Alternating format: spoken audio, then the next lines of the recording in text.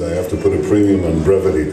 Brevity is important because brevity lets you concentrate on the most important thing. The most important thing today is that the future of the Jewish people and the future of the Jewish state is endangered as it's never been in the last half century. It is a palpable danger, and for the purposes of full disclosure, I want to tell you what I say abroad. Yes, Iran is threatening Israel, but no, it is not threatening only Israel. And Iran is not a Jewish problem any more than Hitler was a Jewish problem. Yes, he was a Jewish problem, but it turned out to be the world's problem.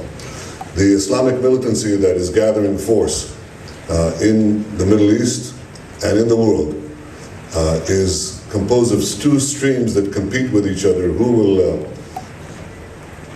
will gain greater notoriety with the greatest acts of violence inflicted on the infidels? The infidels could be Muslim infidels, or Jews, or Westerners. And after a rather spectacular start of September 11th by the Sunni militants, the Shiite militants, and we should not be distracted, the Shiite militants, that militant sect within a sect in Iran, has got its hands on the country, and now it's got its hands on a program to develop atomic bombs. I've said that Hitler and Ahmadinejad have similarities, but they also have differences. And the difference is that Hitler embarked on a world conflict and then sought to develop nuclear weapons. Ahmadinejad is going about it in reverse order, and in many ways is much more dangerous. Much more dangerous because the scope of destruction and the goals of this militancy has much deeper roots and a much broader reach. Therein lies our main task. Our main task today is to harness all the forces of the Jewish state, the Jewish people, and the non-Jewish peoples to prevent this threat from materializing. And this means we have to create alliances, broad alliances, active alliances, with the West, with the United States, yes, with Europe. Quite a few understand in Europe this danger, and in the Arab world. We must create alliances. We must develop. We must develop all the means that we can to encourage and support the American-led effort to ensure, as President Bush said, that Iran does not develop nuclear weapons. This should be one focus, one direction of our efforts. It is the best one if it succeeds.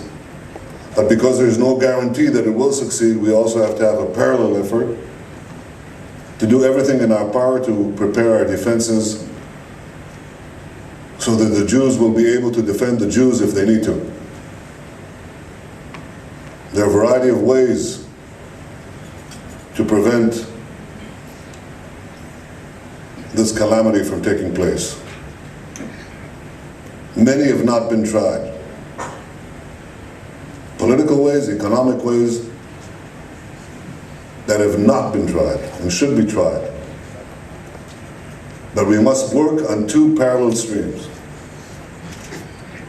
The United States should lead the effort to block it, and the Jewish state should prepare all the means that's necessary for its defense in case it doesn't work.